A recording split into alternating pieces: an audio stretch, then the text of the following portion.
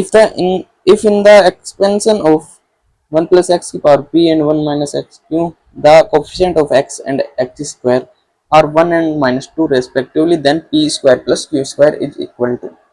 सबसे पहले इनको अलग अलग क्या कर लेते हैं, खोल लेते हैं, इनका एक्सपेंशन कर देते हैं। कैसे, p वाली टर्म का किया तो पी सी जीरो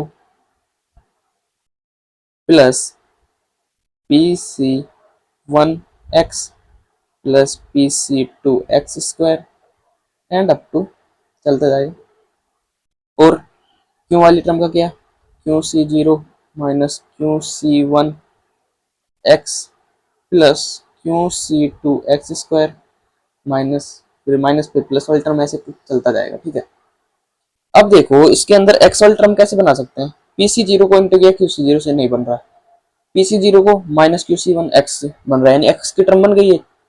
अब पी और आगे करेंगे तो एक्स स्क्वायर एक्स वो बनेगा नहीं। अब पी सी वन से देखते हैं, पी सी वन से किया तो पहली बन रही है, उसके बाद एक्स स्क्वायर वाली बन रही है, यानी कि P C one Q C zero minus P C zero and Q C one, ये हमारे पास सिर्फ एक्स की टर्म है। तो उसका टर्म कितने दे रखी है, वन दे रखा है, वन के इक्वल। ठीक है, तो ये हो गया p minus Q equal to one हो गया हमारे पास। इसको मान लेते हैं फर्स्ट इक्वेशन, काम आएगी बाद में।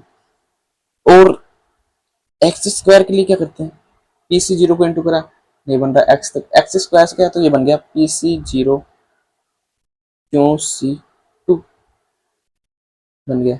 ये तो थे फोर एक्स, ये किसके लिए हो रहा है, four X square Q C two. अब P C one X Q C one नहीं बन रहा, लेकिन पी सी वन और Q C minus, sorry minus आएगा, minus Q C one X square बन रहा है यहाँ पे, plus P C two Q C zero से बन रहा है, P C two and Q C zero. इनकी टर्म कितनी दे रखी है, माइनस टू के इक्वल दे रखा है ये, तो यहाँ पे आ जाएगा Q Q minus one by two minus P Q plus P P minus one by two equal to minus two. इसको थोड़ा और सोल्व कर लेते हैं, तो Q Q square minus two P Q plus P square minus P equal to minus four. अब देखो तो ये क्या बन रही है, क्वाड्रेटिक पी माइनस क्यू का whole square minus P plus Q equal to minus four. P minus Q की तो हमारे पास वैल्यू पता है कितनी, वन, इसको पुट कर दे तो कितना आ जाएगा, पी प्लस क्यू की वैल्यू क्या आ जाएगी, five.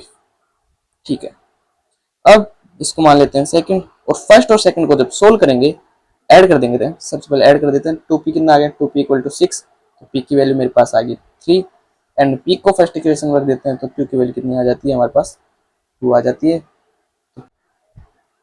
P square plus Q nine, nine plus four, तो ये आ जाएगा हमारे पास